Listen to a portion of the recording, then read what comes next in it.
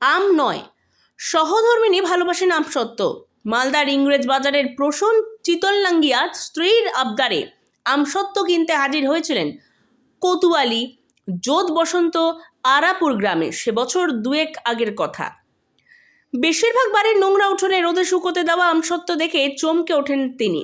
তার মনে হয় গ্রামের মহিলারা যেভাবে আমসত্ত্ব তৈরি করেন তাতে ব্যাকটেরিয়া থাকতে পারে, পেটে সংক্রমণও হতে পারে। শহরে ফিরে জেলা খাদ্য সুরক্ষা দপ্তরের ল্যাবরেটরিতে গ্রাম থেকে কেনা আমসত্ত্ব জমা দেন পরীক্ষার জন্য। দপ্তরের রিপোর্ট তার সন্দেহে শিলমোহর দিয়েছিল। 2 বছর আগেই সেই যন্ত্রণা কাটাতে পৈতৃক জমিতে তিনি তৈরি করেছেন আমসত্ত্ব তৈরির কারখানা। আমের খোসা তোলা থেকে পেস্ট তৈরি করা, এমনকি প্যাকেজিংয়ে হয় মেশিনে। এই আমসত্ত্ব যে জীবাণুমুক্ত সেই রিপোর্ট দিয়েছে খাদ্য সুরক্ষা দপ্তর। ফলে শুদ্ধ এবং সুস্বাদু আমসত্ত্ব বাজারে ধরতে সময় নেয়নি। চাহিদা এতটাই বেড়েছে যে মালদার অধিকাংশ পাইকারি ব্যবসায়ীরা চিতললাঙ্গিয়া দম্পতির কারখানা থেকে প্যাকেটজাত আমসত্ত্ব কিনে বাজারে বিক্রি করছেন।